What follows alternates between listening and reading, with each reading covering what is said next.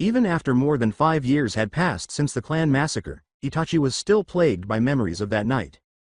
His brother's expression when Itachi had to do what he did, the cries, the horrors on everyone's faces just before he took their lives. He still had nightmares about all of that. On countless occasions, he had considered ending his suffering permanently, but each time he was unable to carry it out. If he committed suicide now, what good would it do? No matter how much the guilt tormented him, he had an assignment to complete. He heard a signal from his ring all of a sudden, they needed him back. Itachi informed Obito, "Obito-sensei, it's time. The leader has called for us." Before donning his mask and voice modulator to make the leader sound like a 13-year-old idiot, Obito swore at him, saying, "Fuck, just when I was actually about to get some action. Pain really has the worst timing imaginable." Now he was acting like Toby. With their holograms precisely aligned with their positions on the hierarchy, Obito and Itachi made their presence known during the Akatsuki meeting. A man with spiky hair and 2 purple eyes that were entirely encircled by circles stood in the center. The Rinnegan. With eyes that were piercing Obito and Itachi's souls, the Akatsuki leader said, "Ah Toby, Itachi. So nice to finally grace us with your presence. Please don't be late next time or I will personally make you Orochimaru's new toy to play with." The leader looked to resume the meeting after Itachi apologized, saying, "Sorry Leader-sama, won't happen again." Obito, however, was not entirely in agreement. Obito's joking, dumbass voice seemed to aggravate the leader even more when he said, Leader-sama is getting mad, hopefully he doesn't take it out on Toby." Although he was never a huge fan of the Toby persona, he would have had Obito killed long ago if it weren't for his own boss. "Toby, if you don't shut the fuck up right now, your ass is kicked out of the Akatsuki. Nobody wants a dumbass like you on the council anyways, but the only reason you're here right now is because we don't have any more members." Now before I was so rudely interrupted by an ungrateful bitch, I was saying that it's finally time to move on to phase 2 of the plan. Now that everyone has been recruited, we can assign the teams accordingly. Now I have passed out these scrolls. You write the name of the person you wish to be partnered with, and if 2 people match, they shall be partners. Otherwise, they shall be paired up with someone of my choosing, the leader clarified.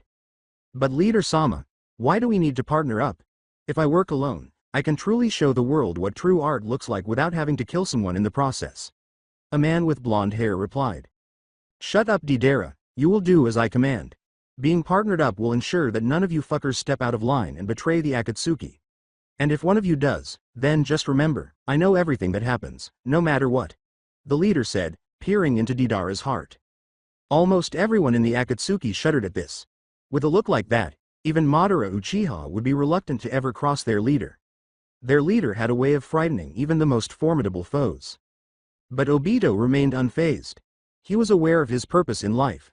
The final remaining legacy of the man he admired as a father was to defeat anyone who stood a chance of harming Naruto. Nothing at all, would prevent him from seeing Naruto succeed.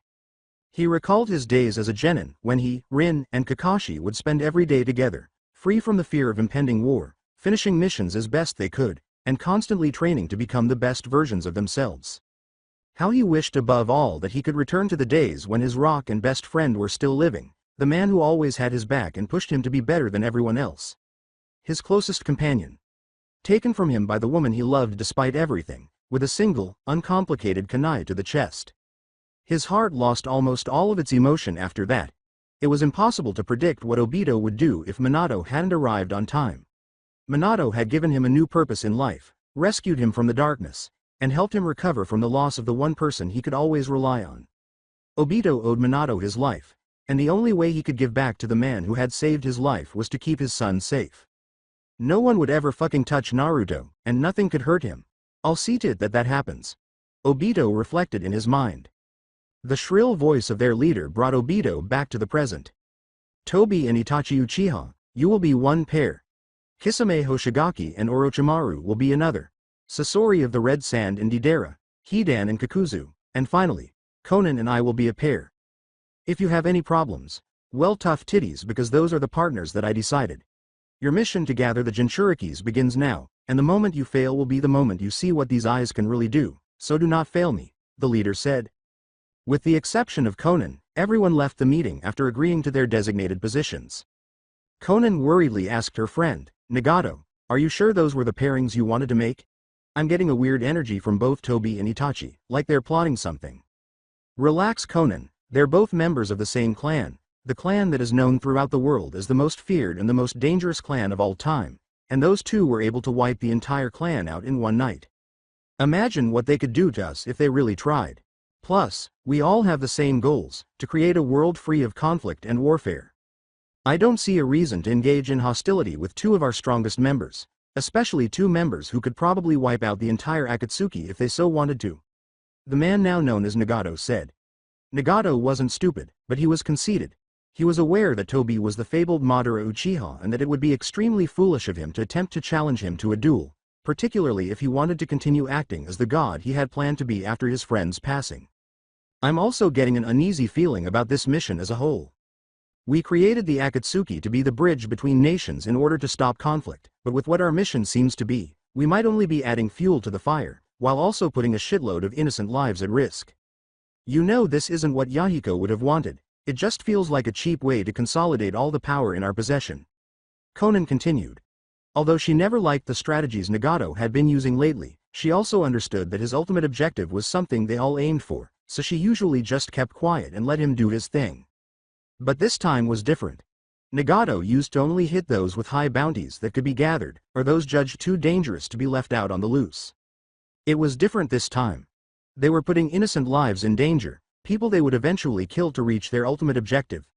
Unfortunately for her, there was no point in arguing her position at this time because Nagato was convinced that he would become the world's ruler and would not change his mind once he made up his mind.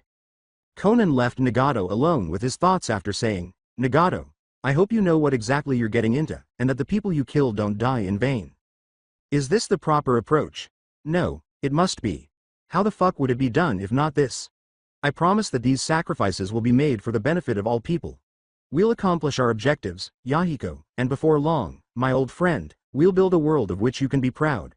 After giving it some thought, Nagato retreated into the shadows.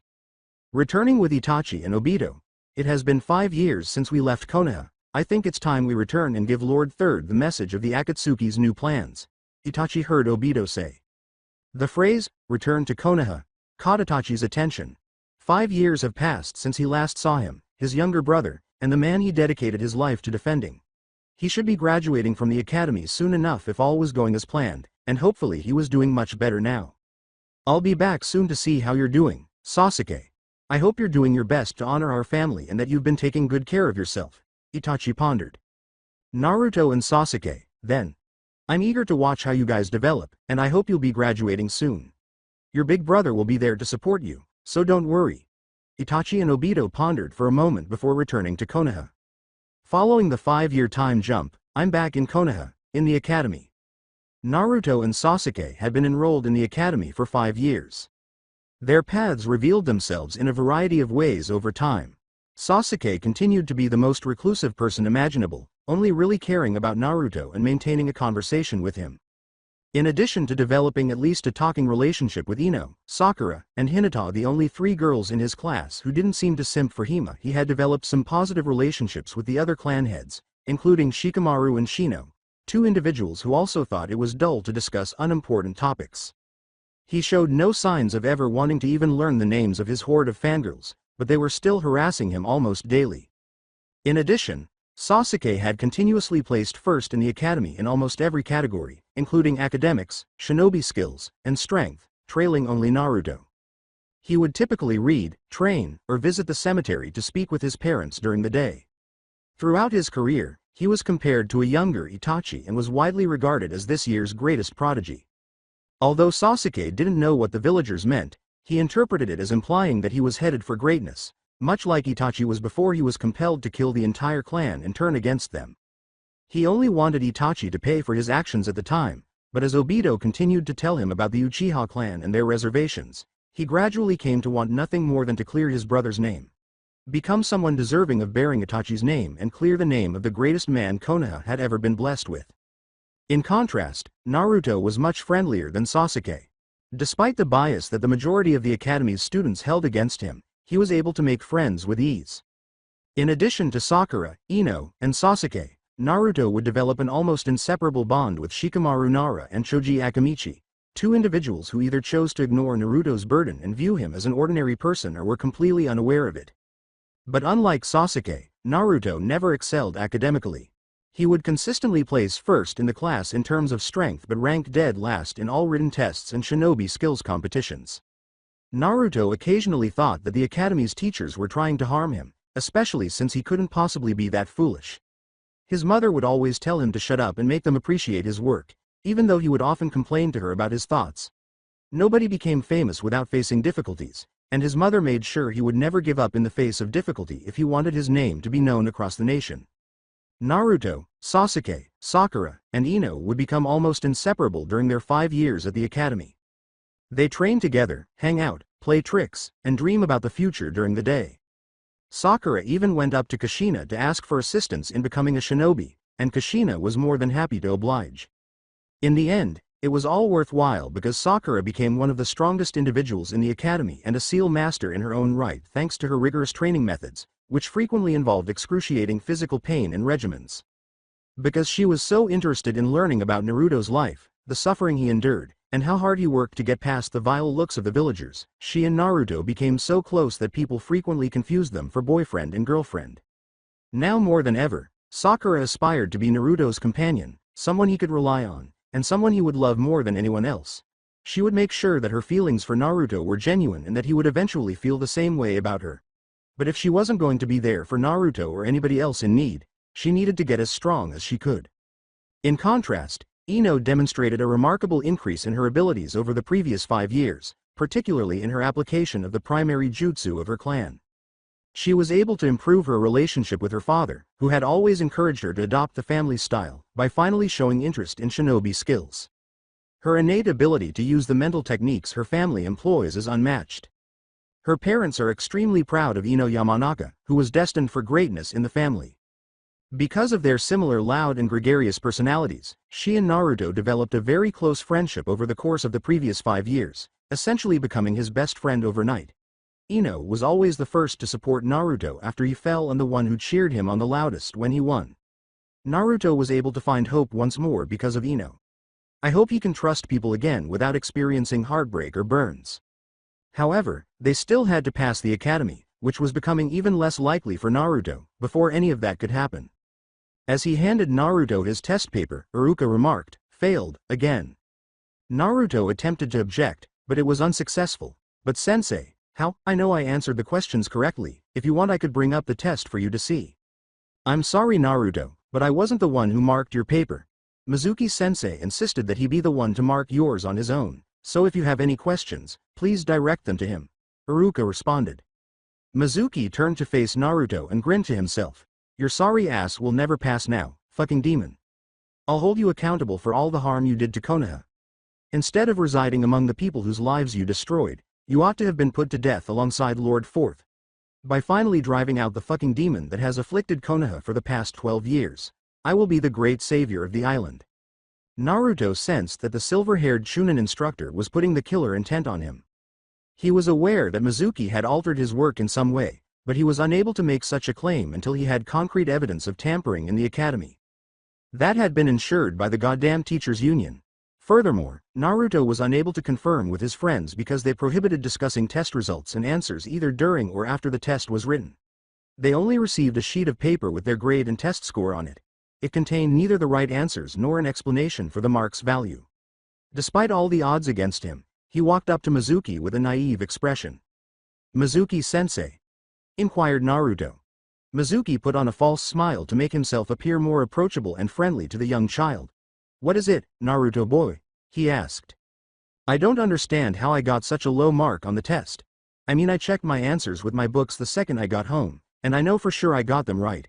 Is it possible that you just got my test score mixed up with someone else in the class? Maybe someone like Tamaki Yoshimaraki? Because I know for sure I got at least 75% of them correct, not the 25% that I received here," Naruto argued.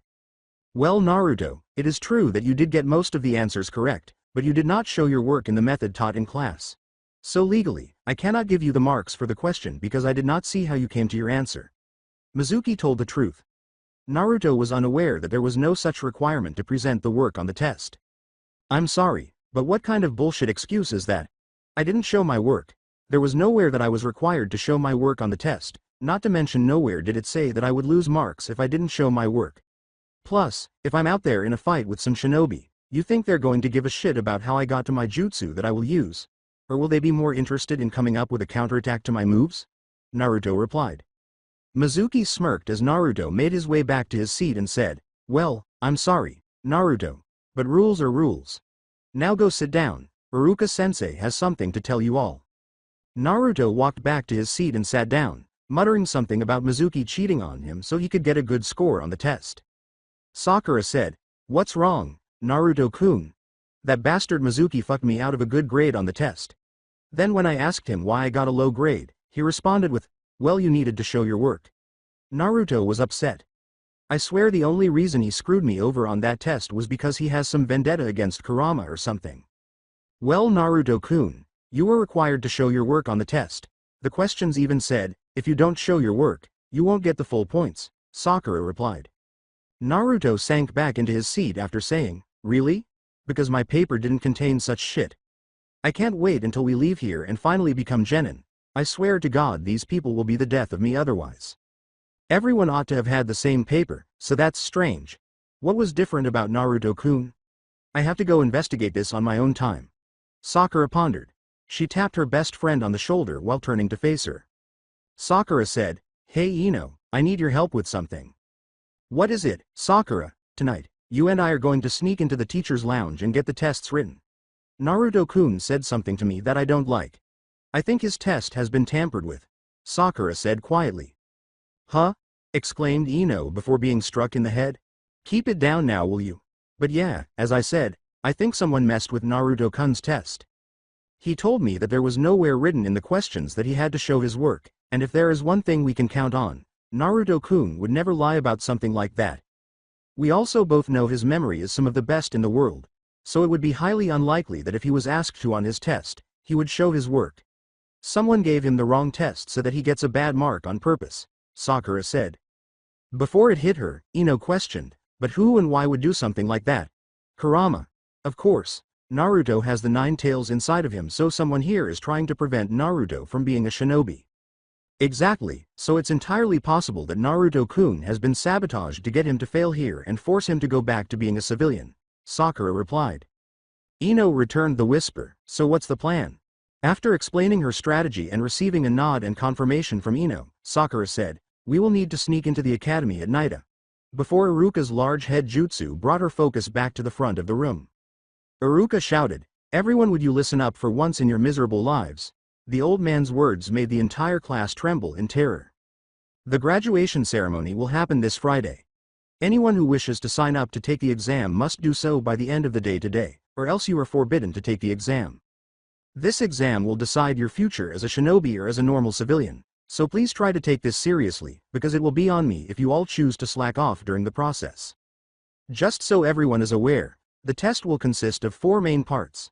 The first part will be conducted by Tenchi-sensei, and will be a kunai and shuriken throwing competition, followed then by a sparring session hosted by Mizuki-sensei, a written portion hosted by me, and finally, a shinobi skills portion which Lord Third will be in attendance for. The format of the final test. Written test. Shook Naruto at the first sound. Why was the test required to be written? Why couldn't it be something where a broken system wouldn't have so easily fucked him over? Given the way that slimy bastard operated, Mizuki would stop at nothing to make sure he was the one marking Naruto's work, but he had to hope and pray that Iruka, not Mizuki, would be the one doing so. Furthermore, the test also tested the goddamn shinobi's skills. Naruto had to successfully execute a transformation, substitution, and clone jutsu in order to pass that. He learned the transformation and substitution jutsu fairly quickly during his practice, but that clone jutsu consistently let him down. He was never able to make it work, for whatever reason. He simply didn't know how to get in touch with his father for assistance. Kurama essentially refused to work with him at the time because he hadn't earned his full respect, and his mom was pretty much completely depleted of chakra, having only enough to perform tiny jutsus that would basically be useless in fights. He might have been on the verge of failing the academy due to some clumsy jutsu that would essentially be meaningless in a real fight. Being able to perform that goddamn jutsu was all Naruto wanted. He only needed to learn one small jutsu by the time the test came around, though, because he wasn't going to pass up the chance of a lifetime. How difficult could it be? Sasuke poked fun at Naruto before saying, Yo dumbass, you signing up for this? You really think I'd miss out on the opportunity of a lifetime? I thought you knew me better than that, asshole. Did running away from all those fangirls turn your brain into mush or some? 'Cause the last time I checked, Sasuke Uchiha would be the last person to ask me something so obvious. Naruto responded. Oh really, I thought for sure you'd have pissed your pants the second you heard the words, written part. Or are you banking on being the dead last loser once this shit's all said and done? Sasuke responded with a clap. Shut up bastard, I'd love to see the look on your face when I'm named Rookie of the Year and your ass is stuck with Kiba and Hinata as teammates, replied Naruto.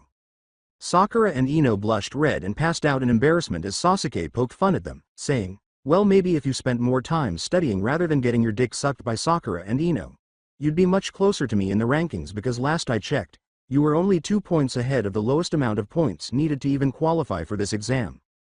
Before turning to face the class, Naruto said, oh really, let's check in with your fanbase once more. Hey everyone, Sasuke said HEA. Sasuke quickly covered Naruto's mouth before he could finish. Not another word out of you dipshit, you've said enough. Ah, Sasuke doesn't want to admit his little tiny wiener misses the attention it gets from all the females in the academy whoring themselves out for him, said Naruto. At this point, Sasuke simply decided to disregard Naruto's taunts. The constant back and forth between the two would not yield any positive results. If they were lucky, Kushina's ass whooping would likely be the only outcome. As he delivered the last lecture of his teaching career for this class, he instead turned his attention back to Ruka-sensei in the front of the room. I just want to say one more thing before you all head home for today. I can't be more proud to call you all my students. Every single one of you gave it your all this semester and I hope you can continue your success as shinobi in the future. So far, you all have been some of the strongest candidates for shinobi that I've had the pleasure of teaching. I wish you all the best of luck, and hopefully you all don't forget about your Iruka-sensei as you all go on to progress in your careers. Iruka looked up from his tears. You're all free to leave now and don't forget to sign up for the final exam if you wish to graduate this year. As the class filed outside, everyone exclaimed, thank you Iruka-sensei. They were all excited to be the first to sign their names on the page. Once everyone had signed their names, the class dispersed. Naruto overheard a heated argument that he knew he didn't like as he, Sakura, Ino, and Sasuke went outside. But father, I'm already one of the top students in the class, the top kunoichi as well. Why can't you let me sign up for the final exam? The kid said. Because Hinata, all you have shown me is that you are clearly not ready to be a shinobi yet. I cannot have your destined failure stain the name of the Hyuga clan. In over 12 years, you still have not shown me enough mastery of the gentle fist to be deemed worthy of carrying on the Hyuga name. Your damn cousin Neji can at least do the secret Hyuga techniques while you can't even perform a simple gentle fist strike. You're a failure in the eyes of the elders and if I was to continue supporting such failure, how do you think it would look in front of the rest of Konoha? Heishi grumbled. Hinata was about to cry when she said, I'm trying to get better every day, why can't you see that? He wasn't satisfied even if he placed among the class's top students. Could he ask for anything more? Hanabi could do all of this and more by the time she was 5 years old. There is no other way to put it, you are nothing but a failure. I cannot believe I ever held out hope for you ever becoming someone respectable in the clan. Heishi said, as Hinata started to sob on the ground. At that point, Naruto and the group were overtaken by the other clan leaders. Why the fuck is Hinata crying over there? Did you do something to her, Naruto? If you did, I swear to God this will be your last day on Earth. Kiba screamed. Relax dog breath, I didn't do anything. It was her father calling her a failure and saying that she would never amount to anything in this world. You wanna blame someone, there's your fucking target. Naruto replied. Even though he didn't have a strong relationship with Kiba or Hinata, he still didn't want to see Hinata leave in this manner. Shikamaru and Sasuke grabbed Kiba's shoulder just as he was ready to confront Heishi and vent. Kiba, your negative IQ is showing. You do realize you're about to walk up to Heishi Hyuga, also known as the leader of the Hyuga clan, completely unarmed and with no plan on what to do. Sasuke gave a jab. Shikamaru told the blustery member of their exclusive group, yeah man, at least consider what you're going to do before walking up to a man like that. I know it's a drag but it would be an even bigger drag to have to explain to my parents why you couldn't make it to the graduation exam. But Kiba would have none of it. All he saw was a member of his pack being mistreated by someone outside his pack. And if he had one value above all else, it was total devotion to those he considered worthy. All of you should be fucking ashamed of yourselves. Your classmate is out there crying and all you do is sit here and act like it's none of your goddamn business. I would have expected this from the civilian-born people, but you? You all were born with some kind of superpower that those civilian kids don't have, not to mention you all have a connection with Hinata. The fact that you can just sit here and do nothing because of one man being stronger than you shows me nothing but the fact that all of you are fucking weak. I'm an Inuzuka. We don't run from protecting our family and we will do whatever it takes for the pack to stay together, so quite frankly, I don't give a fuck what you have to say. Hinata is our family, and those who stay here and don't help are not part of my family. Kiba continued. Ino questioned, holy hell, how stupid can he be? He wasn't stupid, Ino-chan. In fact, Kiba's right. We're about to be ninja, meaning we will all have to protect Konoha in some way. If we can't even protect one of our own, how can we protect the rest of Konoha? I for one am going to help Hinata out, and I hope you all are with me. Naruto said as he followed Kiba toward Heishi and the rest of the graduating class, unable to rationally come up with a counter-argument, followed suit, with the guys expressing their opinions to Heishi and the girls offering assistance to Hinata. Shikamaru started, but Kiba interrupted, saying, "Excuse me, Lord Hyuga." Kiba began to yell, causing Shikamaru and Shino to faceplant. What the hell did you say to make Hinata cry like she did? You are no father if you are okay with seeing your daughter in this state, Kiba declared. Watch your tone, boy, before I tell your parents how disrespectful you were to one of the heads of the village, Heishi said. I don't care how respected you are by the village. Anyone who can't respect their own family is a low life in the eyes of the Inuzuka. You sit here without a care for the feelings of your daughter, completely fine with her breaking down in front of her classmates, and you choose to sit here and do nothing. If there was any less of an excuse for a father, I haven't met them and I certainly hope not to. A father's duty is to ensure the safety and happiness of their children, all of them. You may have been successful as a ninja, but you failed in the most important part of life. As a parent. Slander Heishi with the words laughed. Well, you insolent little brat, seems like you've taken the ways of the Inuzuka quite seriously. Family above all else. I admire the guts you have, young man, but you're still too naive and someday, your clan will finally understand why it has been a failure for so long. It is precisely because you hold family at such high value that you fail to see what is right and what is wrong. We at the Hyuga pride ourselves in individual strength and mastery of the jutsu passed down through our generations. So I challenge you to a fight. You and your family values versus me and my strength. If you win, I will personally go and apologize to Hinata for all of this. However, if I win, you will be forbidden from ever stepping foot on the Hyuga grounds ever again. Heishi replied, so, do we have a deal?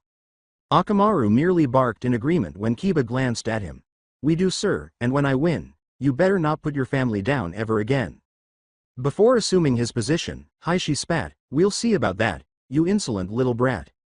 With Naruto serving as the referee, Kiba and Heishi stood at the edge of the sparring circle, assuming their respective stances. Alright, I will call the fight when one member is either incapacitated or gives up, Naruto said. Start. Beast mimicry, man-beast clone. Kiba screamed as Akamaru transformed into a perfect replica of Kiba, preparing to launch their combo attacks that turned the Inuzuka family into one of Konoha's most feared combatants. Byakugan! Exclaimed Heishi as he put on the well-known Hyuga dojutsu and assumed his tactful fist-fighting position. He wanted to teach the child a lesson, but he also didn't want to kill him and deal with the possible fallout with the Inuzuka. He made a self-promise not to overdo it. The Hyuga's superior vision meant that Kiba and Akamaru's initial attempt to encircle Heishi and confuse him about who would be ineffective because Heishi would always follow the real Kiba, waiting for them to attack first. Akamaru barked in comprehension as Kiba said, this isn't working, Akamaru, we need to try something else. Kiba screamed, beast mimicry, double fang, as he and Akamaru transformed into globular blobs that were hurling themselves at Heishi. Heishi screamed, huh, you think something as weak as that is going to stop the leader of the Hyuga? 8 trigram, palm rotation, and surrounded his body with a taijutsu fortress made of chakras that the young Inuzuka heir could not breach. Kiba suffered pretty serious injuries and was sent flying almost 50 feet by the force of the double fang striking the rotation wall. In spite of this, he was still able to will himself to stand, eager to demonstrate that family love is the real source of strength and that if one is prepared to fight for someone, one can never really lose. Face it, Kiba, it is your destiny to lose to me. Right now you're nothing but a weak academy student fighting for something as futile as a child's happiness.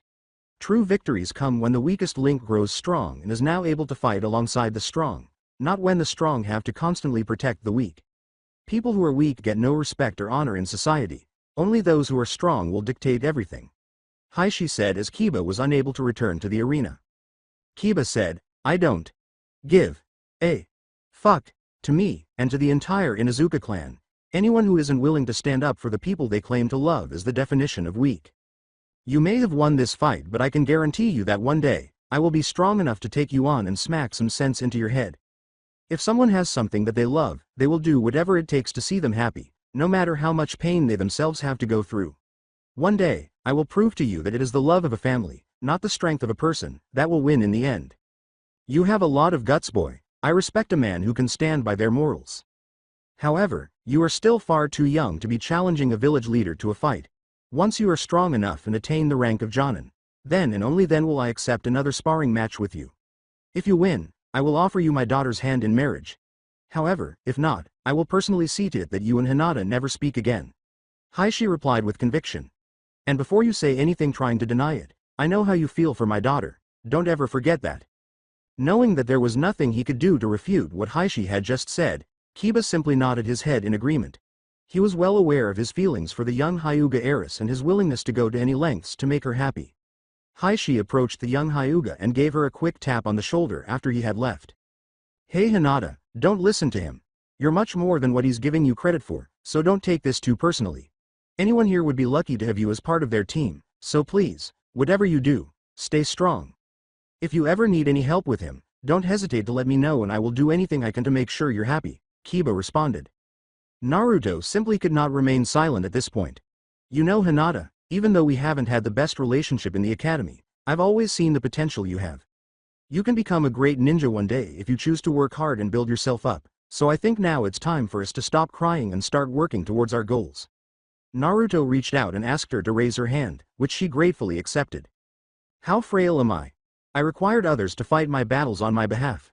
Why am I unable to advocate for myself? My goodness, I'm so frail. Hinata continued to ponder. Although she would always be appreciative of her friend's defense of her, she was troubled by the fact that she was too weak to handle that battle on her own. She was always aware of her severe confidence issues, and it did not help that her friends were all there to support her. Everyone, thank you so much for helping me, but this is a battle I need to take on my own. I'm tired of being seen as weak, I'm tired of being seen as shy, and most of all, I'm tired of not being able to stand up for myself. Hinata said with conviction. Sakura, Ino, I'm sorry for how I treated you in the academy. I thought that if I could be the top female in the class then I would gain some respect from my father and finally be worthy of carrying on the Hyuga name, and I forgot that you all had feelings too. So I hope we can start over and be friends for the future. After exchanging glances, Sakura and Ino turned back to Hinata. Before giving Hinata a bear hug that left Naruto with PTSD, they both said at once, Look Hinata, I'm not going to lie and say what you said to us didn't hurt, because it did. But we understand where you're coming from and sure, we'd love to be friends with you. Now that Hinata was feeling better, the class dispersed and prepared to study for their final exam. They are ecstatic beyond belief. Everyone has been preparing as best they could for the graduation exam, which is quickly approaching. The members of Ino, Shikamaru, Choji, Shino, Kiba, and Hinata practiced their shinobi skills, taijutsu, and main clan jutsus. In order to master more advanced jutsus, Sakura and Kushina continued their training on chakra control and accumulating sufficient reserves. While Naruto continued to try, and fail, to master the one jutsu that has always held him back, Sasuke practiced his fireball jutsus and the 3 jutsus required to pass the class. The clone jutsu, damn it.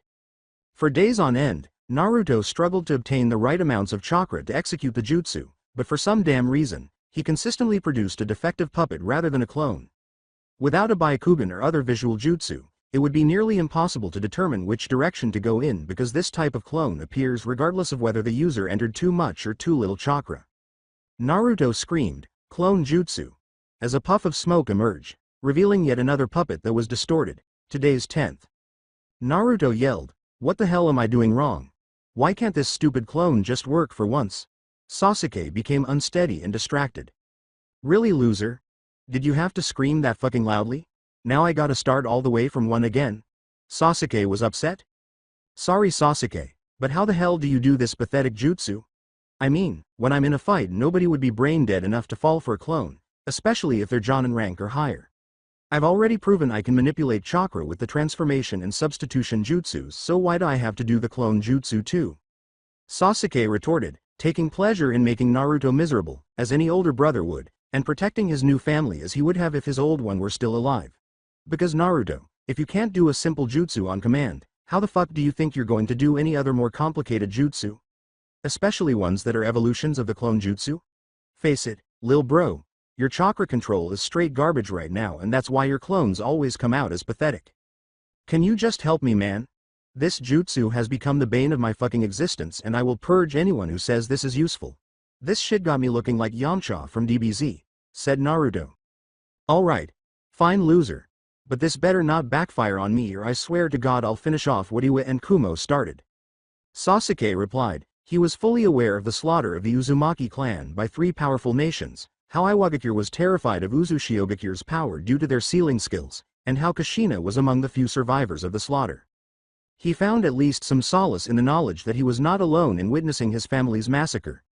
In all honesty, they have made it much easier for him to deal with the loss of his family than it would have been otherwise, and he felt much more at ease reacting to the humor that can accompany these situations. Naruto rolled his eyes and said, yeah whatever, just tell me what I'm doing wrong for fuck's sakes. Clone jutsu. In an attempt to see exactly what was wrong with Naruto, Sasuke activated his Sharingan, but he was unable to identify the issue.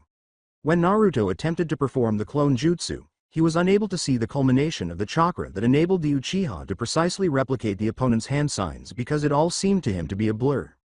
Sorry man, I just can't figure it out. For some reason your body just doesn't swirl the chakra needed correctly in order to create the jutsu. Maybe try asking your mom about it. From what I heard about this shit before my mom died was that your mom also had a lot of trouble with this particular jutsu. She passed the academy somehow, so it might be worth it to see what's the problem from her guidance. Sasuke offered. Naruto sarcastically said, wow, the bastard has finally given a good idea without it benefiting him in some way. Oh, I do get to benefit in some way. I don't have to listen to your sorry ass whine about not being able to do an academy jutsu correctly, Sasuke replied. Naruto entered and proceeded to his mother's room, where she was occupied with teaching Sakura all she knew about chakra control and seals. Sakura scrawled a sign on the scroll that was handed to her and asked, so Kushina-san, am I doing it right? It looks good from my eyes. I developed this seal in case Naruto eventually lost control of Kurama and was about to go on a rampage, then this would work to seal his chakra so that he does not accidentally hurt anyone. The more tags we have, the safer we'll be, Kushina said. However, this kind of seal requires a large amount of chakra to perform, so until your chakra reserves are expanded to a certain level, you won't be able to use this tag. That is why I had you do intense training over the last 5 years, because sealing jutsu requires not only perfect chakra control, but also high chakra reserves to replenish the chakra lost without causing harm to the user. It's also the reason why sealing jutsu has only been common among the members of the Uzumaki clan for the majority of its existence. As Naruto finally made his appearance, Sakura could only nod in agreement. Naruto said, hey mom, I need your help with something. Kushina questioned, what is it, my son? Well, how did you manage to create the clone jutsu to pass the academy?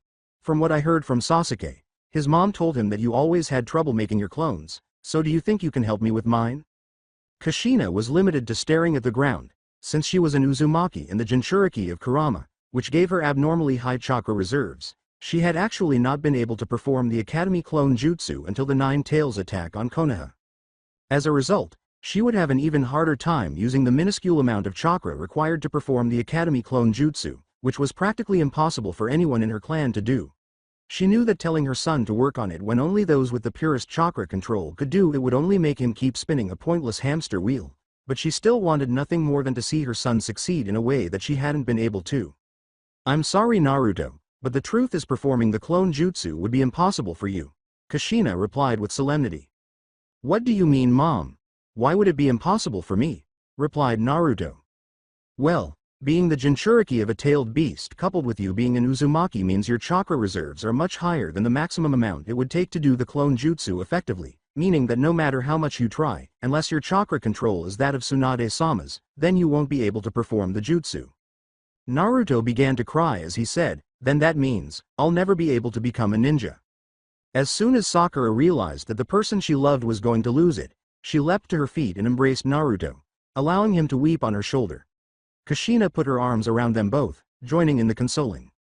It's not fair. Why do I have to do this useless jutsu to pass the academy? Why can I never get good marks on written tests? Why is the academy so hard for me? Naruto began to cry in their arms.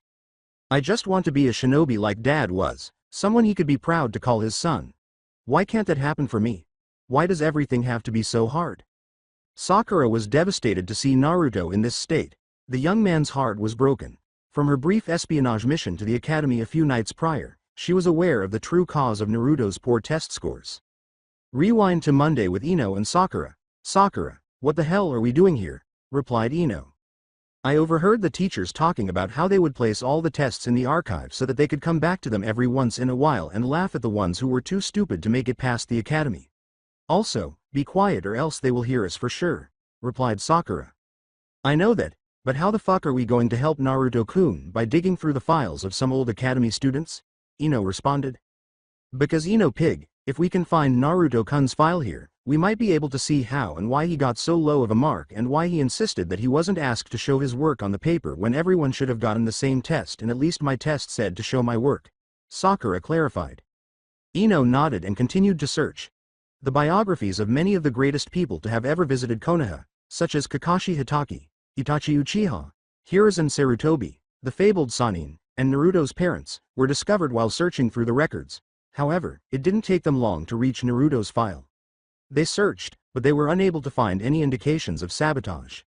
Ino was about to give up when he said, I can't find anything, Sakura, I don't know what it is but Naruto-kun may have lied to us about this. On the other hand, Sakura found it inconceivable that Naruto would ever deceive them, even about something as trivial as this. She was aware that, despite the pain he felt, he never lied about anything. He always told the truth, no matter what, and that was something he was always proud of. Naruto knew this and didn't see the point in lying about it. Ino, think about who you're talking about here. This is Naruto-kun. What have you learned from him out of the entire time knowing him? Sakura responded with reproach. When Ino realized what she had done by doubting the honesty of her friend and the person she secretly liked, she replied, Naruto never lies, no matter what. It's always been what he has been most proud of. Before it hit her, Sakura concluded, that's right, so there has to be something we're missing. Something that isn't completely obvious to us. After 5 years of sabotaging Naruto, she finally figured out how they got away with it. Sakura placed a piece of paper with Naruto's handwriting next to another piece of paper with Naruto's test answers and said, Ino, come look at this. What am I seeing here? These two look the same, Ino replied. Sakura brought the two pieces of writing to Ino's face and said, look closely at the kanji symbol here, the one for water. See any differences? When Ino finally located the piece of evidence they needed to bring down the people at the academy, they exclaimed, hey, you're right. Naruto always connects the markings on both the left and the right side while this paper only has the connection on the right. Exactly. Someone forged his test answers onto the correct sheets before marking them in a different color using their own handwriting. We just need to figure out who the culprit was, and we need to find the original sheet to compare it to, Sakura replied. After hours of searching, the two found almost nothing in the boxes. Whoever did this took great care to hide their tracks. Sakura and Ino, on the other hand, were resolved to definitively prove their friend correct. After some time, Ino would discover that some of the boxes were positioned in a rather strange way. Ino pointed to the back corner of the classroom and said, hey Sakura, come here and take a look. Something's up with these boxes. Given that the groundskeeper must maintain everything in its proper place, the fact that one of the boxes wasn't arranged as neatly as the other suggests that it was done by someone who was eager to leave. Naruto's original test papers, which had been ripped to pieces in an effort to conceal the evidence, were discovered when the two girls opened the box. After more than an hour of effort, they were able to match one of the papers. Naruto's assertions were accurate. Someone falsified his writing before sending it to Mizuki for marking, and the paper he actually wrote made no request for him to present his work. The perpetrator had plenty of time to fake the handwriting and make it sufficiently readable that someone who didn't know Naruto well wouldn't be able to identify it, as the markers didn't begin marking the papers until the day after the test. Those clever bastards. Thinking they could just screw with Naruto-kun like that. I swear if we find out who did this I am going to melt their brains so badly that they won't even remember what their name is afterwards, Ino said. We need to take this to Ruka-sensei right now. He might be the only one who will be able to give Naruto-kun the marks he deserves. No, Ino, going to Ruka-sensei with an accusation as grave as this would only cause trouble for us. We need to know who did it first, and before that we need to know if Naruto-kun actually wants this to happen. I know he wants to be a shinobi, but he doesn't want this at the cost of someone else's life. To him, hurting someone else because they were the ones who hurt him first makes him no better than the people who hurt him to begin with. It's one of the things I love about him so much, his compassion and willingness to help others, even at the cost of his own happiness. Sakura replied. The Naruto I know would want to overcome the odds here, not play dirty like the people who gave him the unfair mark. Force them to make him a shinobi or die trying. But how is this fair to him? He worked hard to become a shinobi, why are we taking that away from him by not bringing this forward? Ino began to scream. If she valued anything more than her own life, it was that everyone was treated equally and according to their actions rather than being subjected to discriminatory stereotypes. Because Ino, that might be who we are, but that's not who Naruto-kun is. Let's tell him what we found, and if he wants us to go through with it, we will. Otherwise, we need to keep this to ourselves. Nothing good can come from randomly exposing the staff here. They can easily deny it and we have no way of knowing who actually did it. Not to mention if we bring in the wrong person, we have unintentionally ruined another person's life. So before we go further, we need to ask Naruto-kun what he wants to do. This is regarding him anyways, he should have the final decision. Sakura went on to say. As she and Sakura headed for the door, Ino moaned, "Fucking hell, I hate it when you're right." An older woman stopped them just as they were about to leave the academy. The woman said, "What are you doing at the academy so late, Sakura, Ino?" Without being able to think of a plausible lie for the teacher to believe, Sakura instantly froze. She was fortunate to be accompanied by someone who was skilled at mind gamesa not just at reading them, but also at controlling others. Ino, who was shaking so much that she almost gave them away, said, "Well, we're going to graduate in a few days so we just wanted to take one last look at the academy before we set off into the shinobi world." The woman appeared to believe it, which was fortunate for them. "Ah, young academy students, I remember when I was once in your shoes. Eagerly walking down the halls waiting for the day I could finally go out and serve my village like all those who came before me. Little did I know just how hard it would be, especially on a young group of Genin Chunin level ninjas. Some of my best memories came in these very walls, and I like to come back every once in a while to remember all those who came with me, and those who unfortunately couldn't be here today." The woman spoke as tears fell from her eye and onto the purple stripes that ran across her face. The younger girls instantly sympathized with the older woman because they could see that she had lost a loved one, a teammate, or both. "He's in a better place now, don't worry," Ino said, putting a hand on the woman's shoulder and reaching up.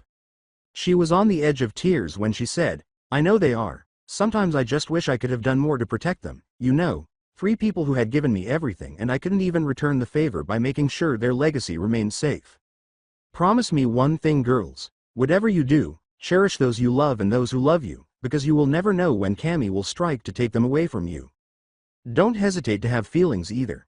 I know it may be counterintuitive as you've learned that it's important for ninjas to be able to put their feelings aside and bury them on missions, but in reality, it's not acting on feelings that will get you in the most trouble possible, the one that won't get fixed no matter how hard you try to do it." In response, Sakura and Ino said, "We will miss." They said to the woman, "Sorry, we didn't get your name." "My name is Rin Nohara, head of Konoha's medical department, student of Lord Fourth." The child replied. "What about you? What are your names?"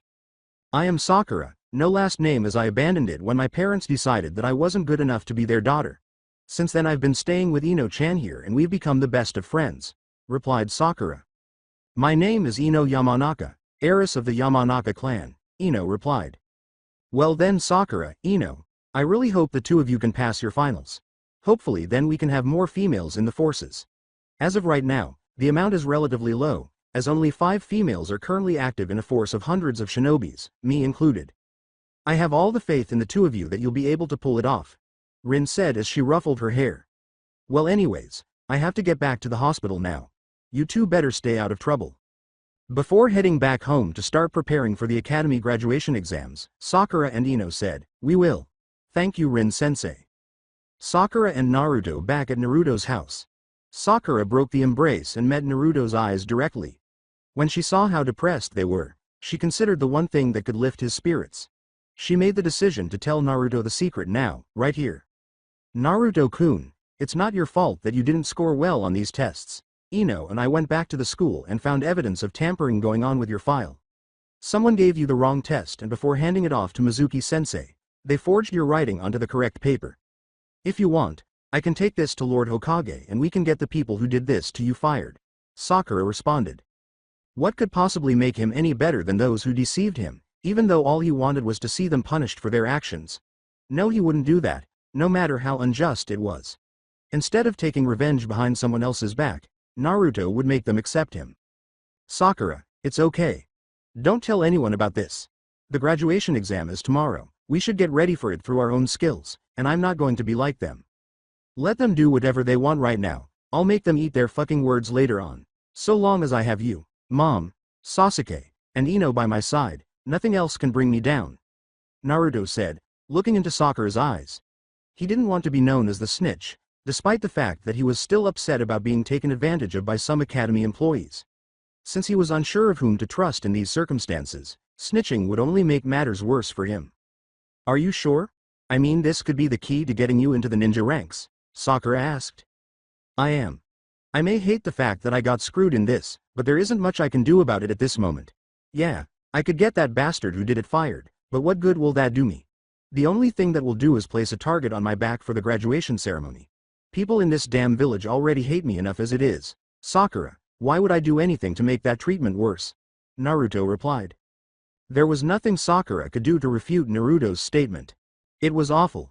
The fact that one of the nicest people she knew was so angry at the village's behavior that he was unable to act morally out of fear of reprisals, and this fear was well-founded. She had first-hand knowledge of the various forms of mental abuse Naruto endured during her time with him, including being ignored by the villagers, having objects thrown at him out of pique, and even being ignored outright.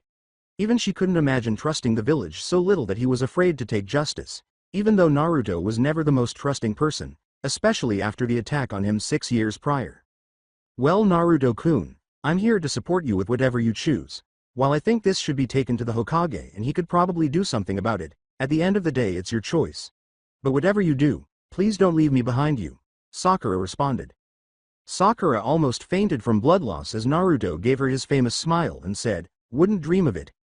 Anyway, the graduation exams are tomorrow, so we should resume training right away. The academy on the day of the graduation ceremony. Sasuke waited all day for his brother to at least show up and give him some words to talk, but nothing came of it. No sign of Itachi or Obito left Sasuke in despair, seemingly hoping that at least one of them would take the time to at least see him on one of the most important days of his life. Hundreds of academy students lined up at the front of the school, side by side with their parents and guardians, eager to await the start of the academy graduation ceremony. However, one felt empty despite being surrounded by people he could honestly come to say he cared about. Out of nowhere, a swirl appeared, and Sasuke was touched on the shoulder by a hand before being taken into the Kamui dimension. Big brother, you arrived, Sasuke shouted as he rushed to embrace Itachi as tightly as he could. Hey, Sasuke, I would definitely come. What honorable older brother would not attend his younger brother's graduation? Even so, we can't remain here for very long. Soon, the Akatsuki will be moving, and our mission will be to locate Naruto in order to obtain information about the Jinchuriki's current situation. In fact, I've come here to give you your first mission as a Konoha shinobi, Itachi remarked. Sasuke was thrilled to hear that his brother, whom he had looked up to as a child, was prepared to treat him as an equal by assigning him a mission. What could it be to defeat Danzo? To accompany him in infiltrating the Akatsuki? Something completely amazing and cool that he could brag about to his friends? Sasuke, you have to get the 3 Tomo Sharingan. I want you to locate me and give me one final fight after you've done that. Only one of us will survive a battle to the death, Itachi remarked. Itachi's request to fight Hima a deathmatch, no less shook Sasuke. What could possibly have motivated Itachi to make such a request? Why, big brother? Why must it be a death-defying battle? I just want my big brother to return to Konoha, where he belongs, and I don't want to kill you. Fortunately, they were in the Kamui dimension and were not audible outside when Sasuke screamed. Because this is the only way you'll become strong enough to permanently defeat the Akatsuki, Sasuke. If allowed to loose, I have reason to think that the person in charge of the Akatsuki is far more powerful than the current leader and has the power to alter the course of history, Itachi said cryptically, and I have to make sure that you and Naruto become strong enough to fight him and win no matter what. Go, little brother, and keep in mind, I'm anticipating that battle." Then, before Sasuke could object to the mission he had just been given, Itachi gave Obito the signal to take him out of the Kamui dimension in time for the graduation ceremony to start. The final exam would consist of a written test, a kunai, shuriken throwing competition, a taijutsu battle, and a jutsu test that included the transformation jutsu, the substitution jutsu, and the clone jutsu. Iruka gathered all of the students outside the Kamui dimension and explained the format to them. Sasuke was ecstatic because he was finally becoming a ninja, just like the rest of his family.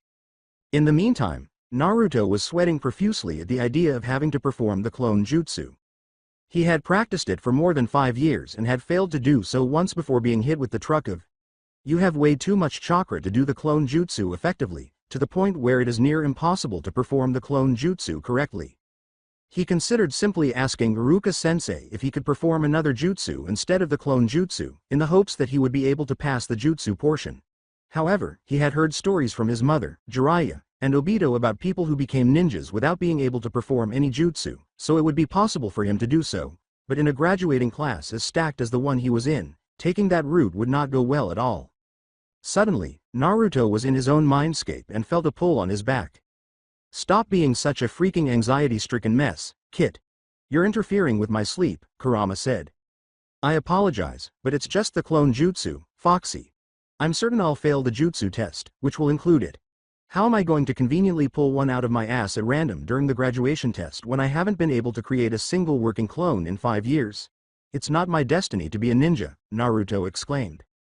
"For once, stop complaining and act like a man. The child who constantly cried out that he was the Hokage would ever happen to him?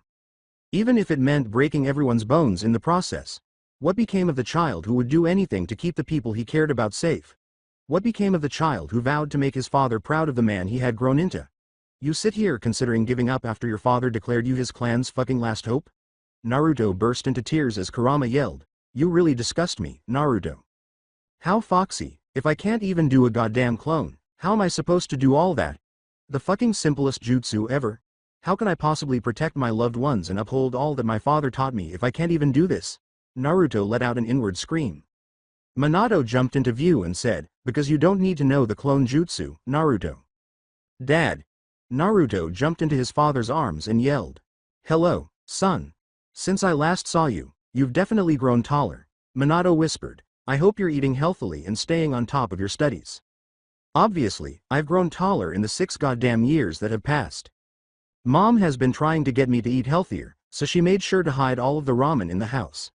Regretfully, my academic performance hasn't been the best. Regardless of my responses, I have consistently placed close to the bottom of the class. Though it hasn't stopped me from becoming the best," Naruto grumbled. "It seems like the teachers here don't want me to become a shinobi. Dad, you will smile down on me knowing that I made your legacy proud when I become Hokage like you did. I couldn't have asked for a better son, then. Tell me, have you established any trustworthy friendships?" "Yes, I have. Ino and Sakura are 2 stunning girls. Remember the day you came to me for the first time? It was they who prevented my head from collapsing. They have become extremely valuable to me, and I can always rely on them to help me with anything. Next up is Sasuke. Even though he is a heartless loser and a bastard, I would personally plunge into a lava pit to save him. I encourage him to improve as a ninja, and he encourages me to improve as a person. I've also had wonderful treatment from Mom and Uncle Tucci," Naruto exclaimed with excitement. "Well, that makes me very happy," Minato smiled and said, "but Naruto, as I previously stated, you don't need the clone jutsu itself to pass the academy because I am going to show you an even better jutsu to help you pass the academy." "Sure? Are you going to teach me a jutsu at last?" Kurama could only moan in desperation and Minato could only laugh at Naruto's inward scream. "He'll be someone special one day," Minato thought. "He's really just like you, Kushina. I hope you're taking good care of him." This jutsu is an evolution of the clone jutsu, primarily used for people who have extremely high chakra reserves to the point where a normal clone jutsu won't work for them, Minato said, adding, "Now Naruto, this jutsu is going to be something that will be part of your main arsenal, so it is important that you master this jutsu in its entirety. Look closely at how it's done because this is how your mother passed the academy." Minato made a single hand gesture, using 2 fingers on each hand to form a cross. Shadow clone jutsu. Before another carbon copy of Minato Namikaze appeared, he screamed out. This jutsu is called the Shadow Clone Jutsu, Naruto. The Shadow Clones are solid and have their own thought processes, unlike regular clone jutsu. Minato cautioned, this jutsu also consumes a lot of chakra, so be careful that you don't make too many while using it. Minato said that using this jutsu is particularly helpful for training and reconnaissance, so please know not to use it lightly. Before making the hand signals, Naruto said, all right, Shadow Clone Jutsu. To the surprise of everyone, including Naruto, more than 1,000 distinct Naruto-style exact replicas of the original Yuzuru were created. The natural talent Naruto possessed for this kind of thing astounded Minato, who thought, holy shit, this kid will outshine me in no time. All right, what should I do? Naruto inquired. Before calling forth a jagged set of spikes for the clone to kick, Minato gave the order, I want you to command one of your clones to kick this and dispel the clone after it.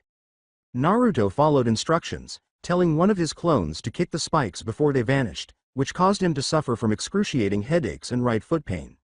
Dad, that was painful. Before gasping, Naruto screamed, how did I know that I was struck on the foot? It was my clone who was struck, not me. Naruto, that is the Shadow Clone Jutsu's power. The user's capacity to recollect the memories of the utilized clone. It's what enables us to be extremely proficient at reconnaissance and obtaining intelligence on our adversaries without endangering our shinobi right away. According to Minato, it also played a role in Lord Second's ability to turn the tide of the First Great War in favor of Konoha. Wow, this is really awesome. I'll see to it that it's taken care of. Father, do you have anything more to teach me? Naruto inquired. Baby steps, Naruto, baby steps, Minato said, laughing. I'll teach you another move that made me extremely famous once you're a shinobi and pass the Chunin exams. Minato pulled his son in for a fatherly embrace after saying, I swear. Now leave and do your best in the graduation finals. I don't want my legacy to be destroyed before anything has even begun. Before leaving the mindscape to prepare for his graduation finals, Naruto said, okay, Dad, I'll make sure to make you proud of me. He has no idea how proud I already am of him. Kurama, what do you think? Minato laughed as she spoke. I think I'd like to sleep again. Kurama said, now don't fucking disturb me Minato, before falling asleep. Alright, Furball, good night. Please just make sure Naruto is taken care of. If you were inside my son, I wouldn't want anything to happen to him. Yeah, whatever you say. Outside the mindscape, everyone was arranged in a line in front of the instructor, and Naruto checked everyone's moods, paying particular attention to those he thought were important. As he looked around at the people he considered his friends, he noticed Sakura and Ino fidgeting with their fingers, which was a blatant sign of nervousness. Shikamaru and Shino appeared completely bored and uninterested, even though to Naruto it meant completely different things. Shikamaru was just being lazy, and Shino knew that this would be too easy for him. Kiba was jumping for joy, and he could not be more excited, and Hinata was displaying a lot more restraint, indicating more fear of failure than dreams of success. Naruto didn't understand why, though, because he saw a fierce competitor look in his eyes, indicating that he would do whatever it took to win. As for Naruto himself, well, all he could do was smirk. He was more than prepared. In the academy, the graduation ceremony started with the shinobi candidates forming a line. The 36 possible applicants would be reduced to a total of 18 for 6 distinct shinobi teams. In this case, Naruto could only give it his all in the parts of the ceremony that he knew he could excel at while taking into consideration any possible sabotage that might be directed at him. He glanced at his friends before turning back to face the teacher with a resolute expression. Naruto Uzumaki would ace these tests no matter what. He took a seat at his designated desk, directly between Ino and Sasuke. He could see by looking to his left and right that they were both prepared for whatever they had thrown at them, regardless of the possible result. They would put everything into it and leave nothing behind. With complete assurance that his friends would be joining him after graduation, Naruto grinned to himself. After the papers were distributed, Naruto could sense his internal pressure rising. He thought the questions were much more difficult than the ones he had been given on the academy tests. He was grateful that it didn't feel like someone was intentionally trying to make him fail, though, at least this time. He was certain that he could pass the test with a score of at least 70% after reviewing the questions. He was also certain that he could bullshit his way to an 80% in some way. About 5 of the 20 questions were completed in less than a minute after Naruto started writing down the answers to the ones he was certain of. The subsequent questions became much more difficult than the previous ones, but he still needed at least 9 more points to pass this section of the test. Question 6. How many shinobi did the 4th Hokage end up fighting at once in the 3rd Great Shinobi War? Naruto thought to himself. Considering the numbers 50, 250, 500, and 1000, he was unable to recall the precise number of shinobi his father had engaged in combat with at one time. However, he did recall his mother telling him numerous tales about his father's prowess as a shinobi, including the time he defeated more ninjas than any other person in the Third World War. He went on to the next question and placed his guess at 500 shinobis all at once.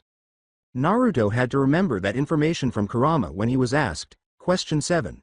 What are the names of the two people considered the founding fathers of Konoha? He recalled that one of them was Hashirama Senju, the god of shinobi and the first Hokage, but the other one eluded him entirely. Was it Senju Tobirama, the man who would become the second Hokage and Hashirama's brother? Was it Uchiha Madara, the other man who ended the Warring States period in shinobi history and the only other person strong enough to match Hashirama's skills, but who would go on to be regarded as the greatest traitor in shinobi history? Or had it been someone else? Before choosing to simply leave the question unanswered and go on to the next one, Naruto had all of these questions. The academy students started giving Iruka their tests one by one. The first to leave were Sakura and Sasuke. It makes sense because they were by far the two smartest students in the class. Sakura skipped out of the exam room and headed to the field for the weapon throwing test after blowing Naruto a kiss. In contrast, Sasuke simply threw up a L over his head to indicate that Naruto would always be a loser in his eyes. In response, Naruto stuck his tongue out before returning to his test and recording as much as he could. Naruto himself soon finished the written exam and went outside to visit his friends.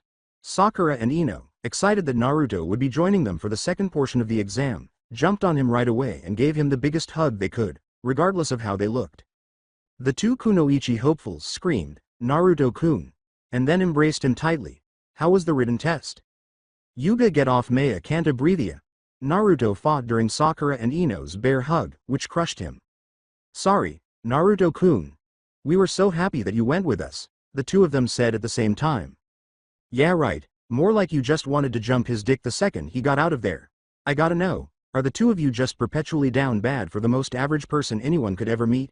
Kiba joked with the women. Before Naruto patted them on the shoulder to help the two finally relax, Sakura and Ino turned around and gave Kiba their famous death glares, which would even cause Sasuke to shudder in mild terror. Sakura and Ino nearly fainted from blood loss as Naruto smilingly said, You two can relax, but yeah, the test was pretty okay. I don't think I did too bad on it, hoping that I can get at least a 70% so that I can get some leeway on the other parts of the test. This gave Kiba even more motivation to tease them, which he made sure to take full advantage of, leaving the girls even more embarrassed than before. Naruto and his companions headed to the ranges where they would be throwing their kunai and shuriken as soon as the other students left the exam room. The school persisted in teaching it despite the fact that, in Sasuke's opinion, they were basically useless weapons for any skilled ninja and could only be used if someone could modify them, as Lord Fourth was able to do with his flying Raijin. Alright class, welcome to the second part of the graduation exam, where you'll be tasked to hit at least 6/10 shuriken and at least 6/10 kunai for a passing grade in this section. The instructor who administered the test clarified. Fortunately for Naruto, this particular teacher did not harbor resentment toward him for being the Nine-Tails Jinchuriki, so he could be sure that he would be given a fair test. Naruto sighed with relief. As Shino walked to the designated circle and calmed himself before striking 7/10 shuriken and 8/10 kunai, the teacher called, First up, Shino Aburame. As always, Choji was shocked to hear his name called as he continued to gobble up his bag of chips as if it were his last remaining food. Okay, Mr. Aburame, your final score is 7.5/10. Make your way back to the sidelines and can I have Choji Akamichi up next? After finishing, he walked tensely to the middle of the circle and carried out his ritual of concentration. Finally, he opened his eyes and focused the entire time on the targets. By the narrowest of margins, he would ultimately hit 6/10 for the shuriken and 7/10 for the kunai. He walked back to the outside of the circle after letting out a sigh of relief. The teacher called out to one of the students who were born in the civilian world, Very good Mr. Akamichi, now next up is Inamaru Baki. Following the absurd attempts by the civilian-born students to hit kunai and shuriken on a piece of wood, which ranged from mediocre to complete garbage, Sasuke and Naruto kept laughing at the blatant ineptitude on exhibit. Sasuke whispered to his fictitious brother, Yo Naruto, you want to make a bet? Naruto retorted, Sure shithead, what's up? The one who gets a lower score on the kunai and shuriken test has to do whatever the winner wants for the next 2 months. Get ready to become my bitch, Naruto, Sasuke said. Big words from the guy who has never beaten me in the kunai and shuriken throwing contest back home, replied Naruto. Sasuke replied, fully aware of what he meant by, Naruto, in that context, maybe this is my lucky day, maybe you'll choke in the worst way possible. You never know what can happen, that's why we're always told to celebrate every victory as they come, because the next day, you might become Naruto. Listening in on the conversation, Kiba concluded that this was the ideal moment to do some instigating. Yo Naruto, you gonna let this man talk to you like that? You're gonna let him disrespect you like that? Naruto turned to Kiba and answered. Nah, I'll show this bastard what it really means to lose against Naruto, because if you lose to the so-called loser, what does that make you? Iruka slapped them both over the head after Sasuke retorted, an anomaly. For fuck's sakes, I can't have one day without the two of you becoming absolute children. You're about to become shinobi. I suggest you start acting like one or else your first mission will also be your last. Turning around, Naruto and Sasuke rubbed their heads. As they turned around and watched the remainder of the exam, they both said, sorry, Iruka-sensei. Sakura gave Naruto a quick wink before heading to the inner circle and assuming her stance. Next up, Sakura Haruno, please come up to the circle and grab your weapons. Fortunately, she worked on throwing accuracy all day Tuesday, so she was hoping for a good outcome. Sakura lost her focus a little when Naruto yelled, you got this Sakura, but she simply grinned and turned back to face the blonde. Sakura repositioned herself and snatched up the first shuriken, which she threw at the target, striking the bullseye. She kept doing this for all of her shuriken and kunai, ultimately earning a final score of 8/10 for the kunai and 9/10 for the shuriken, making her the highest score of all time at 8.5/10.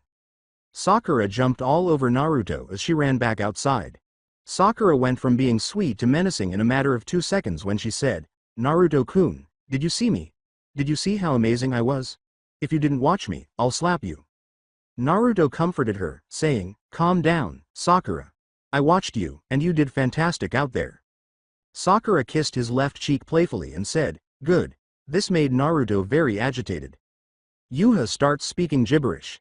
Shikamaru shook his head and remarked, oh great going Sakura, you broke Naruto. What a drag. Sakura threatened, can it, Shikamaru, before I reveal your secret to your mom. Shikamaru immediately stopped talking. The remainder of the test proceeded rather swiftly, and the only other people to date to pass the throwing test were Hinata, Kiba, and Shikamaru. Shikamaru put forth the bare minimum of effort required to pass with a score of 6/10, Kiba placed at 6/10, and Hinata received a score of 7/10. Eventually, Sasuke's turn came. Next up, we have Sasuke Uchiha. Please come up to the center of the circle and aim for the target, the teacher stated. In an attempt to establish himself as the class's best student, Sasuke approached the circle and winked at Naruto. He grabbed his kunai and shuriken and positioned himself before the crowd of fangirls shouting his name distracted him. The fangirls screamed, you got this Sasuke-kun. Please have my babies Sasuke-kun. I will do whatever you want Sasuke-kun. The boys and clan heirs sneered inwardly at their own folly. Meanwhile, Sasuke simply displayed annoyance. He finally managed to calm them down and refocus himself on the task at hand by giving one of them a death glare. He ultimately achieved his highest score to date, 9.5/10, by hitting 10 out of 10 kunai and 9/10 shuriken. OMG, that was so cool Sasuke-kun. Please go out with me. I am willing to do whatever you want, just please choose me to be your wife. The fangirls screamed, declared their love, and sprayed their panties as they burst out again, damaging everyone else's ears. Naruto finally snapped at the girls because he was tired of them acting in this manner. What the fuck is wrong with you all? You really think that acting like a bunch of broken trumpets is going to win Sasuke's attention? Dear God, you're more delusional than when fucking Kiba thought he would be able to take on the entire class at once. If you really want to win Sasuke's heart, I suggest all of you stop focusing your entire lives on putting on makeup and changing your bodies to give the ideal body type, because I can say with certainty, no guy wants a girl like you bitches. Naruto yelled the final part of the statement to ensure that every fangirl in the audience felt his words. The guys even looked up and began applauding Naruto for finally telling those obnoxious banshees the truth. One of the girls yelled, "Shut up you asshole, stop trying to get in the way of me and Sasuke-kun. No wonder why everyone treats you like the plague, you demon spawn." Naruto, Sasuke, Sakura, Ino, and Shikamaru all stopped and turned to face her. Sasuke asked Naruto, "Can I kill her?" And Naruto raised his hand to prevent Sasuke from making a grave error. With a chilly and menacing tone, Naruto said, "Hey bitch, what's your name?" When Naruto came up to the girl who had just screamed, all she could do was cower in terror. She said, "Amy Madarashi." Naruto stood close to Amy to make sure his words resonated deeply. "Okay, Amy, I will only say this shit once, so listen the fuck up. I don't care if you make fun of me, your insults mean nothing to me for that matter. Call me demon all you want, I don't care. But the second you start insulting my mother, the one who saved all of your pathetic souls from said demon, I have zero fucks to give, you're dead. Take this as a warning. Insult me all you want, I don't care. But the minute you start insulting the people I love, I will personally see to it that your pathetic fangirl ass is placed 6 feet under. Do you understand?" Naruto said with the loudest possible threat. Naruto probably would have been more understanding of those who insulted him prior to the attack and would have done everything in his power to persuade them to reconsider. But now he didn't give a damn. He considered anyone who opposed him and his family to be his enemy, and he had no trouble protecting those who dared to disparage his family and loved ones. Before Ino tapped him on the shoulder, Naruto kept glaring at Amy, causing the purple-headed Kunoichi hopeful to continue cowering in terror. Ino reminded him, Naruto-kun, it's your turn now." Naruto approached the inner circle and took the instructor's kunai and shuriken. After concentrating, he launched the first shuriken and struck the first target's center. He kept aligning his kunai and shuriken with the targets, ultimately earning a final score of 9/10 with an 8/10 on the kunai and a 10 out of 10 on the shuriken. Sasuke's score of 9.5/10 was almost reached. Sulking, Naruto walked back to the outside of the circle and covered his face with his hands in embarrassment. He was now powerless to stop the Uchiha from doing whatever they wanted for the next 2 months. Good job Naruto, final score of 9/10. Finally, Ino Yamanaka. Make your way to the center of the circle, the teacher said. Sasuke used the occasion to brag about his triumph as Ino walked toward the center. So Naruto, looks like I won our little bet. What should I have my new bitch do first? Oh I know, how about you hang out with my fangirls for the rest of the exam? That way I can finally get some peace and quiet from all their yelling and screaming of, Sasuke-kun. Right next to my ears. And while you're at it, maybe try to rizz up a few of them so that I have to deal with fewer of them every day from now on, please? Sasuke giggled as he prodded Naruto. Naruto simply raised his head in surrender. He was aware that he had lost, and his dignity was now gradually being taken away from him. But he could only think about Ino's performance for the time being. He looked toward the center and watched as Ino destroyed the opposition, hitting all 10 shuriken and the kunai at once to earn the competition's only perfect score of 10 out of 10. As Ino grinned broadly, Naruto remarked, "Congratulations, Ino. You did fantastic out there. I'm so proud of you." "Thank you Naruto-kun. I made sure to do my best because you were watching," Ino replied. Sasuke, on the other hand, was a little uncomfortable despite praising his friend for a job well done. For all this time, he thought he was the strongest person in the class, and the only person who could possibly challenge him was Naruto. It therefore annoyed him a little to see someone he had written off as a less promising candidate shine more brilliantly than he did. But he kept his emotions in check and gave Ino props for her performance. The shinobi hopefuls proceeded to the third ring, where the one-on-one taijutsu bouts took place, following the conclusion of the kunai and shuriken tests. In the ring of taijutsu combat, the graduates saw a small pyramid with their names on it as they made their way into the room for the one-on-one bouts, indicating that the bouts would be tournament style. Mizuki called everyone's attention prior to the fights. Ahem, before the fights begin, we need to establish a few rules. First of all, you are strictly forbidden from using any form of ninjutsu in this exam. That means no clan jutsus, no clone jutsus, no nothing. If you are caught using a ninjutsu technique before the fight ends, you are disqualified from the fight. Secondly, the fights will be locked to a time limit of 5 minutes. This is so that the exam can run faster and more smoothly. Finally, if your opponent pushes you out of the circle or a proctor calls the fight is over, no ifs, ands, or buts about it. With a smirk on their faces, Naruto and Sasuke exchanged glances. They would not face one another until the finals because they were positioned on different sides of the bracket. Naruto and Sasuke both defeated the civilian students with relative ease in the first few rounds, despite facing much weaker opposition. In the meantime, Naruto had to entertain Sasuke's horde of fangirls, which was a difficult task for the blonde because, aside from the academy's teachers, those same fangirls were the ones who detested his presence the most. The worst thing was that he had to do this by himself and was unable to ask for assistance. Naruto tried in vain to ignore the banshees' screams, but this was practically hell. They were bitching about something else, if not openly insulting Naruto for simply existing, if they weren't yelling and complaining about Sasuke. Fortunately for Naruto, the matches prior to his offered some respite because he could typically laugh at the pitiful battles displayed by most of the civilian shinobi aspirants. When Naruto was scheduled to battle Choji Akamichi in the quarterfinals, it was the first real challenge. Mizuki yelled, "Please head to the center, Naruto Uzumaki and Choji Akamichi."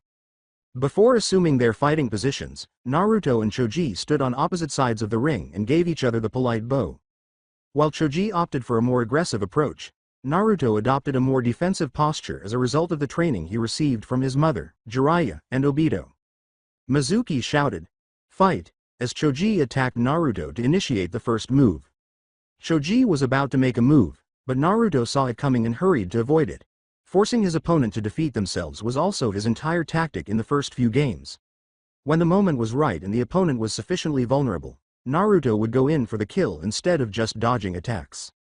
Regretfully, Choji differed from the others he battled. Despite his size, he had some of the class's best fighting endurance. If Naruto only avoided his attacks, he could almost drive him to the edge. How on earth is this jerk able to fight so well? When I look at him, all I see is his chip-filled face. By the time he turns into a Jonin, motherfucker will have diabetes. Naruto pondered. He was aware that his consumption of ramen was unhealthy, but this level of junk food consumption was insane. He still possessed the physical prowess to compete with anyone in the top class, though. Naruto was starting to feel envious of his friend who was overweight. No, I can't allow my feelings to take over and become envious. I had promised Sasuke that I would face him in the finals, so I had better show up or I won't hear the end of it. You have to keep your cool. Naruto collected himself and thought. You have to attack and wear him down more quickly. Naruto launched a series of attacks for the first time during the sparring tournament, primarily targeting Choji's weak points in an attempt to exhaust him. Regretfully, Choji was simply too quick for him to keep up at his typical pace. Choji continued to dodge Naruto's blows, taunting him, "Come on Naruto, I thought you were faster than that." Naruto was now becoming agitated. He thought the fight would last no more than 2 minutes, but it was already getting close to 4 minutes. He was aware that he had 5 minutes to force a win or risk losing both of them. The moment had come to go all out. Naruto began to move much more quickly than he had previously, directing his chakra into his motions much more effectively. His goal was to eliminate Choji from the competition as quickly as possible. He consequently took a position that had not been seen since Minato's time. The change in circumstances clearly shocked Iruka and Mizuki. This little blonde brat was mimicking every move of the legendary Minato Namikaze, who they were lucky enough to see in person. It was almost as if Naruto had a miniature Minato inside his head telling him what to do. How could I have missed the fact that he looks just like Minato-sensei? The similarity is striking. Iruka pondered. Do you think he's... It isn't feasible. This isn't how it can be true. I need to investigate this further. As he delivered the decisive blow to the youthful Akamichi, Naruto persisted in his attack on Choji, sealing the victory and advancing Naruto to face Shikamaru Nara in the semifinals. Sasuke would ultimately destroy Shino in a pretty spectacular manner in the semifinals, using his trademark Uchiha Taijutsu technique to surprise Shino and secure the victory. But Shikamaru simply chose to resign with Naruto's, which left the blonde furious beyond all reason or logic. Yo Shikamaru! Do you have no shame? Come here and fight me if you're not a coward, Naruto screamed. I'm not a coward, I just think it's a waste of energy to fight someone who I know I'm going to lose to, so I'd rather not try and fight them. Shikamaru replied with a smile. Plus, none of this actually matters anyways. I know I'm going to graduate regardless, so I choose not to waste my energy in something where the outcome is futile. Even though most of the students in the class agreed with Shikamaru's logic, Naruto chose to scold the slothful prodigy. You know what I see here? A coward. Someone who only takes the easy way out. Do you think your parents will? Sakura slapped Naruto hard on the head after growing tired of him being brain dead and attempting to start a fight. Naruto. Shut up before you end up fighting someone and wasting even more energy. Stop going around and looking to fight everyone and just take the goddamn win. Dear God, you can be so dumb sometimes. Sakura raised her eyebrows in disapproval. A little confused, Naruto got to his feet. Really, Sakura-chan, why did you have to hit me so hard? He grumbled. Oh, quit being a baby, Naruto, it wasn't even that hard. Plus, maybe this hit will give your brain a reset before you start trying to pick fights with people who couldn't care less. Stop trying to fight everyone and just take your goddamn win when it comes to you. Sakura chastised Naruto. Feeling his classmates' laughter, Naruto hung his head down and made his way back to the outside of the circle, but he decided to ignore them and approach Sasuke, Sakura, and Ino directly. Sasuke reprimanded the blonde, saying, "You really need to learn how to take what's given to you, idiot." Naruto shot back, "Oh, like you're not eager to kick that lazy man's ass one day." Then Sakura and Ino approached them from behind and gave them a headshake. "Both of you cut it out before you destroy everything like you always do when you fight." Turning back to the girls, Naruto and Sasuke rubbed their heads. "Naruto, can you tell your fangirls to not hit us for meaningless shit?" Sasuke asked. Naruto responded with a mocking, "Ah, someone scared of being hit by a girl?" Sasuke retorted, "Those aren't girls, those two are men disguised in a girl's body."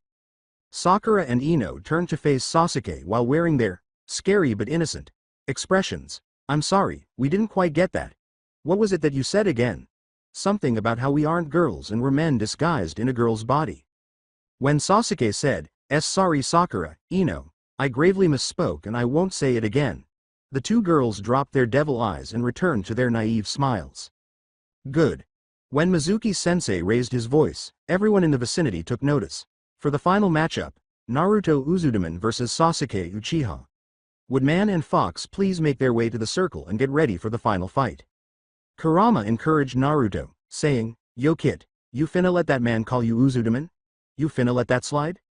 As he leapt into the ring, Naruto retorted, "Allow it, Kurama, he's just a weak little pussy who doesn't understand the difference between a knife and a knife rack.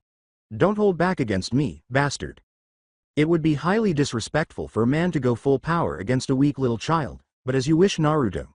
See if your flawed training methods can compare to the might of the last Uchiha. Sasuke reacted in kind to Naruto's. Mizuki yelled, "Fight!" and Naruto rushed at Sasuke, who immediately used his Sharingan. For what felt like an eternity, Naruto and Sasuke sparred, neither of them able to gain the upper hand. After the first 5 minutes, the battle was almost at a standstill as Naruto used his nearly superhuman speed to avoid Sasuke's attacks and Sasuke used his Sharingan to anticipate Naruto's movements before he could make them. "Mizuki-sensei, the two have been going at it for 5 minutes already, shouldn't we call this a stalemate?" Ino said with concern. "Show the demon why you, not him, are the rookie of the year, Sasuke." Mizuki pondered. "Let them continue. I think a fight like this deserves to be played out to the end. I know I made a 5-minute time limit for the fights, but there aren't any fights after this one, so just let it happen," Mizuki stated to Ino. After accepting Mizuki's explanation, Ino took a step back to her starting position.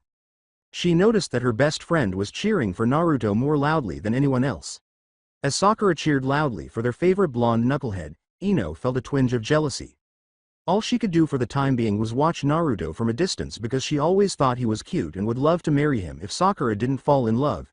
She didn't want to destroy the friendships she had formed with Sakura and Naruto. "Show them why you are deserving of the title of Rookie of the Year, Naruto, and kick his ass," Ino pondered. Before striking each other with a single blow that sent them both flying, Naruto and Sasuke continued to trade blows. Sasuke teasingly said, "Good hit, Uzumaki, looks like you're not all bark. But you'll never be able to sneak up on me.